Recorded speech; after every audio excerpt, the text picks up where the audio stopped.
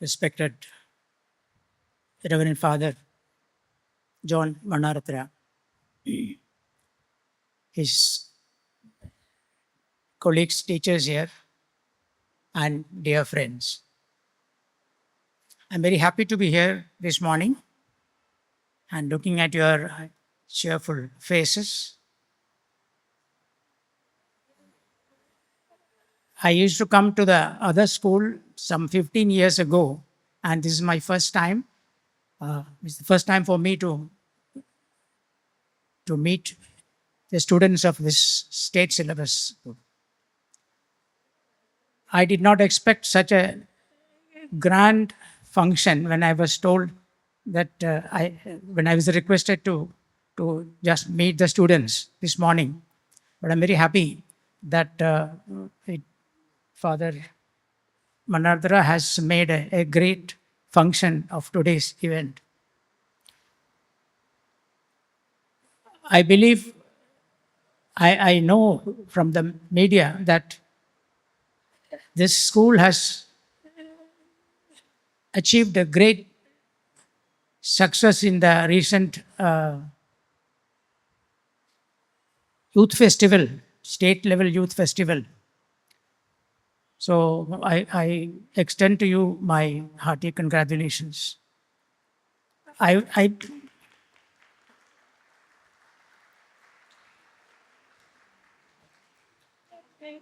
We belong to 2 generations away from yours.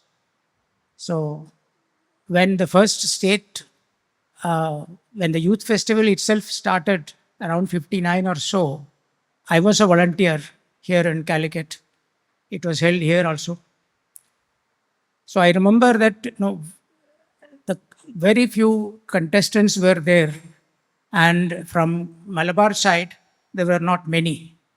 They were all dominated by students who had undergone a lot of training and coaching in these things. But from that situation, we have come to a stage where we have become champions here.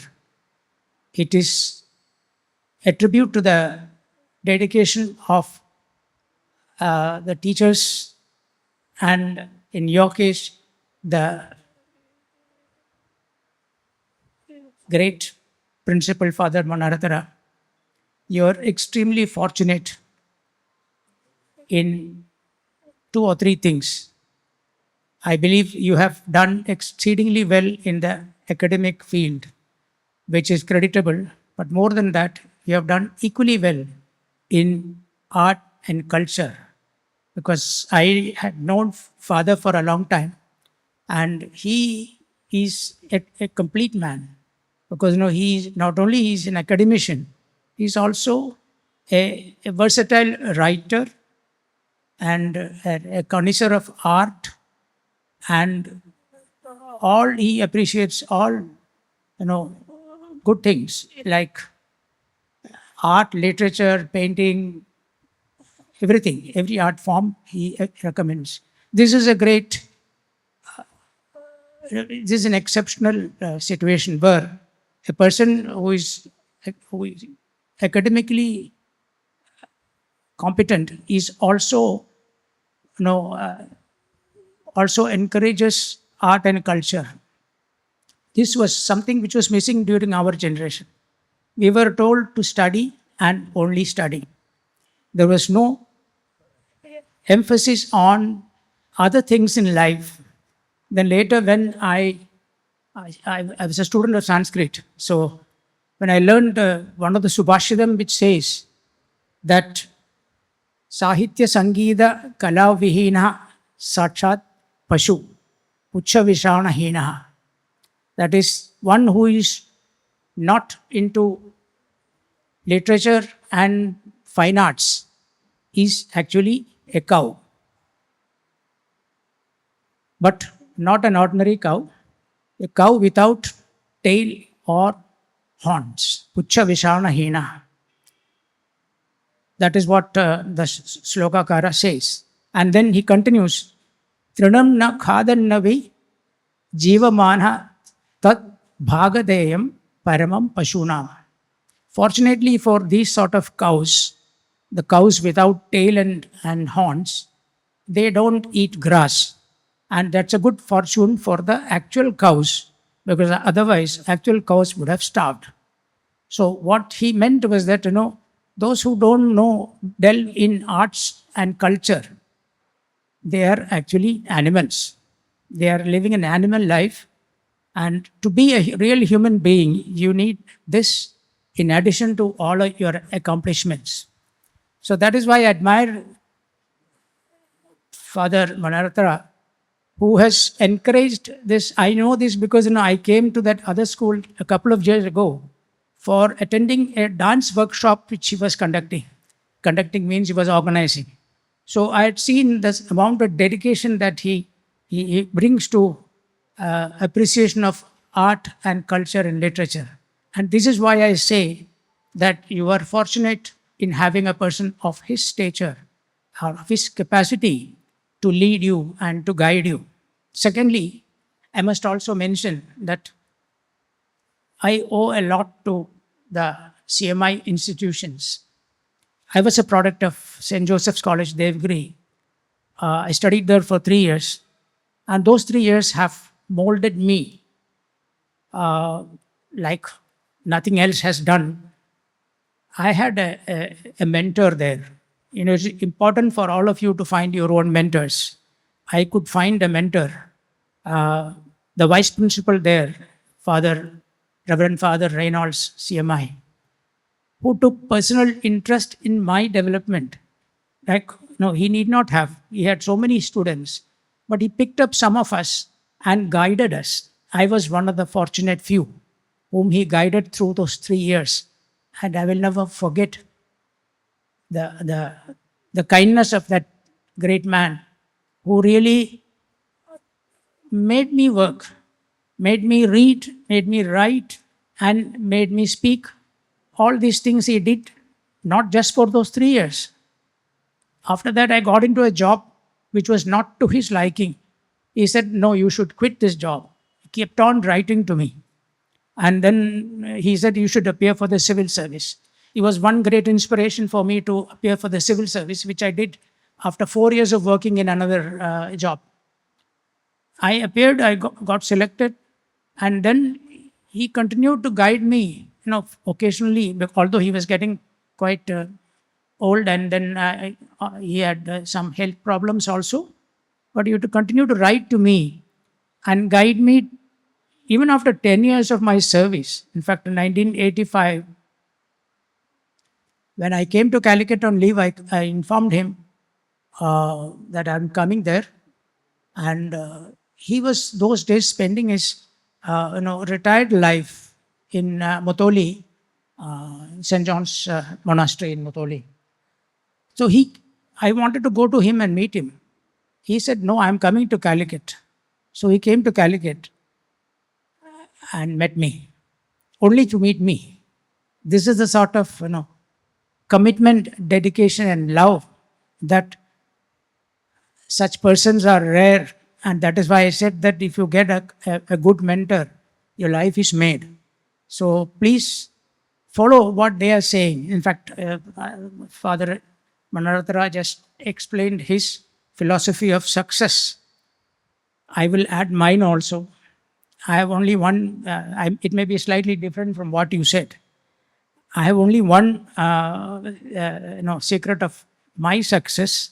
I have been advised long ago by somebody, now I don't want to disclose his name, that you should always compete, but full stop. You're all successful. You have been successful in various competitions. I find a large number of prizes here behind. So that's all because you have competed and won these prizes. But I got a slightly different advice. You should always compete, but compete against yourself. The person told me that what you are today, you should compete with that person and try to be better tomorrow. So I have been always following that principle, that I try to compete with myself. If I am today something, I want to be better. I want to discover a better me tomorrow. I am not bothered about outside competition. Of course, in formal competitions like youth festival, you can't take that philosophy. But I'm telling you, in life, you should bother about becoming better yourself rather than becoming better than the other person. Because that means the benchmark is different. The measuring yard is different. You are measuring yourself against another person, which is, to me, it doesn't make sense, because there is nothing, big in being better than somebody else. I want to be better than what I was yesterday. And tomorrow, I want to be better than what I am today. That gives you a lot of satisfaction, because one thing, you don't have to compete with others. You don't have to compare. Of course, coming to comparison, I believe there are some parents here. Parents are, they may not like this advice, but then they are the biggest, disincentive for this approach, because they will not let you go if the neighbor's mark, son's mark or daughter's mark is more than yours. They'll say, why, if she can get 100, why can't you get 100? That sort of, that's a very familiar thing, but don't bother about that. If you have got 90 today, you get 95 tomorrow. So forget about what the other person is getting, because that is a very, very thankless job. Very, very, very harmful job. If you keep comparing yourself with others, everybody, God has endowed all of us with various skills. So these skills are different. Otherwise, we'll all look like robots. We are different because, we have different skills and endowments and qualities. So we have come with certain qualities. Let us strive to make the best of our qualities. If it's singing, be the best singer. Best singer to yourself, not to the world. The world, like the birds who sing, they are not competing with other birds. They just sing in abandon. They sing because they are happy. So similarly, whatever we do, let us be happy and do to the best of our ability and try to improve what we did today. Tomorrow we improve from our performance today. That should be our goal. This is I'm not giving you an advice. I sincerely follow this. So I would consider you are trying this. So it's up to you to decide what sort of success you want. Whether success means achieving the top. Very good. But then top is not just one point. Let me tell you, top is it's a plateau, it's a Maidan, it's a ground. There is scope for thousands and thousands of people to reach top. It is not just one. Don't compare a top always with Everest, where only about 5 or 6 people can stand. But top is very, very broad. It is a big ground where all of us can stand there without competing with each other. We can show our excellence and enjoy our life. So please understand that getting to the top should be on the shoulder of another person. Need not be. All of us can together be on top. So that is what I believe that is what the school is also following, because you have done exceedingly well in academics as well as in art and culture and sports also, I believe. So this is the path that I follow. I don't want you to follow this. Consider that what is important in life is being happy.